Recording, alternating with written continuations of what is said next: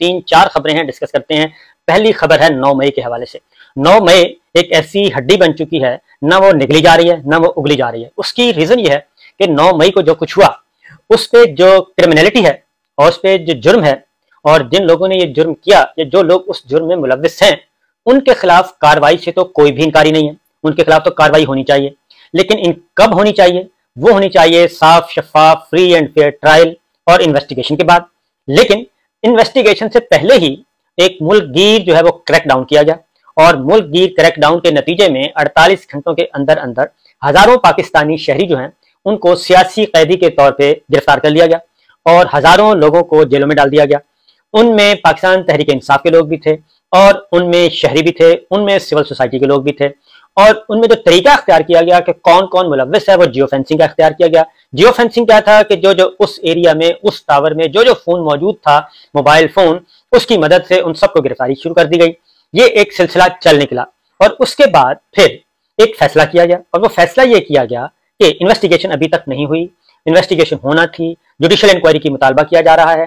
पहली नंबर 1 उससे कोई इनकारी नहीं कि जो लोग इसमें मुलव्विस है उनको सजा दी जाए, जो लोग मुलव्विस नहीं है उनको बाइज्जत तौर पर रिहा किया जाए। लेकिन हुआ ये कि अदालतें रिहा करती हैं, अदालतें रिहा करने के बाद हुक्म सुनाती हैं, लेकिन उनको दोबारा गिरफ्तार किया जाता है। उसमें आम शहरी भी शामिल हैं, उसमें पाकिस्तान तहरीक इंसाफ के रहनुमा शामिल हैं, उनके तंजीमी ओहदेदार शामिल हैं, इमरान खान समेत उनकी काबीना के लोग, उनकी पार्टी के लोग, अहम लोग।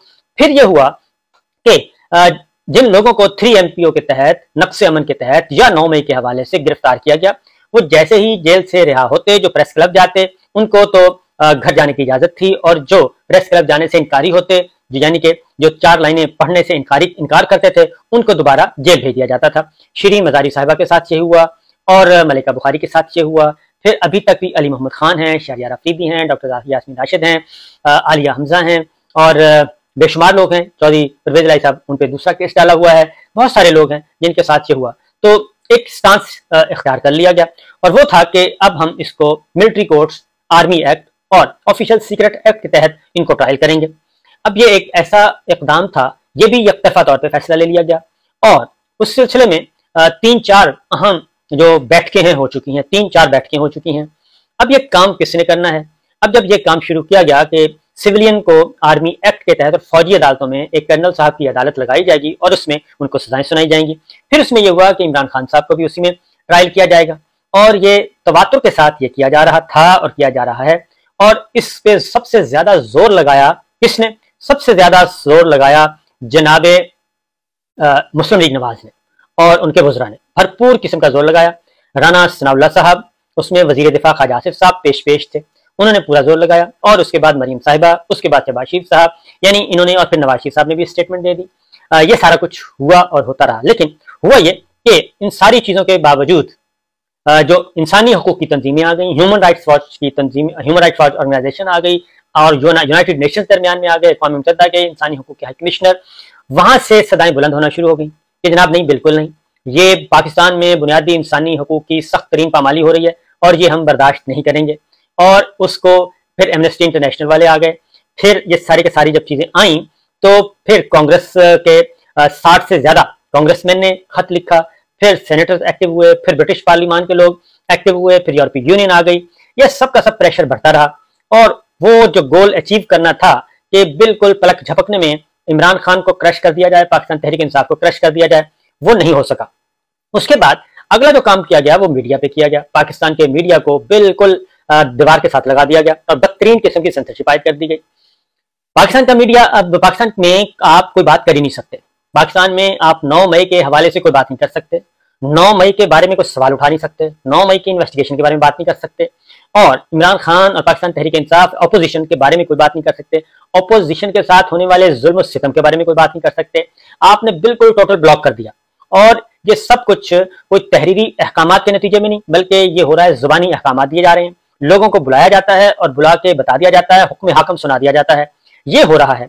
अब इसमें इसके नतीजे में अब जो चंद आवाजें जो थी वो हो रही थी, पहले मेन स्ट्रीम टेलीविजन चैनल्स को कंट्रोल किया गया, उसके बाद फिर रह जाता है डिजिटल मीडिया, इसमें यूट्यूब आ जाता है, फेसबुक आ जाता है।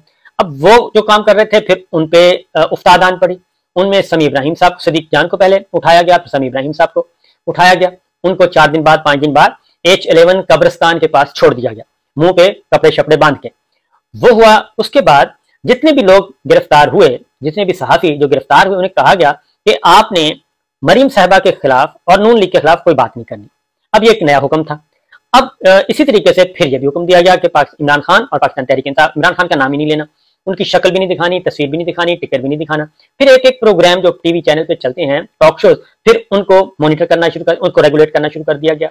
और उनके लिए भी फिर एनसीआर, मास्टर कंट्रोल रूम और पीसीआर, वहां पे आपको बाकायदा नोटिस अवेजा कर दिए गए कि ये हिदायत है, इमरान खान का नाम ही लेना। ये सब कुछ होता रहा। लेकिन इस दौरान जो सबसे बड़ा मसला, क्योंकि मैं ये सारी बातें इसलिए कह रहा हूं कि 9 मई को एक ऐसा वो जो है हड्डी बन चुकी है कि ना उगली जा रही है ना निगली जा रही है। और उसके नतीजे में मैं तो ये चौधरी एतजाज एहसन साहब इन डिटेल पूरी तफसील के साथ उसकी इच्ची बिच्ची खोलकर बयान कर चुके हैं। सरदार लतीफ खान खोसा साहब, Hamid Khan advocate, Lahore high court bar association, supreme court bar association, Pakistan bar council, ये वकला तंजीमें जो ये कह चुकी हैं कि फौजी अदालतों में मुकदमात नहीं चल सकते, और सुप्रीम कोर्ट के फैसले भी मौजूद हैं। लेकिन एक नून लीग है, वो चाहती है कि ये हर सूरत में काम हो जाए। मैंने आपको पहले बताया था कि जुल्फकार अली भुट्टो साहब को सजाए मौत दिलवाने में, उसको जब सजाए मौत दे दी गई उनको, उसके बाद उस सजाए मौत पे सिर्फ एक जश्न मनाया गया, और वो यही, उसके बाद पीपल्स पार्टी को क्रश करने के लिए यही फैमिली मंजर आम पे आई और उसी को तो तगड़ा किया गया। तो वही चीज अब इमरान खान साहब पे अप्लाई करने की कोशिश की जा रही है। और फिर कोयटा में मुकदमा होता है, कत्ल वहां पे होता है, मुकदमा कत्ल, और वो मुकदमा इमरान खान साहब पे हो जाता है। इसी तरीके से फिर अगला है स्टे आ गए जर्नलिस्ट। अब फिर यूट्यूब पे भी मुकम्मल तौर पर पाबंदी आयद कर दी गई।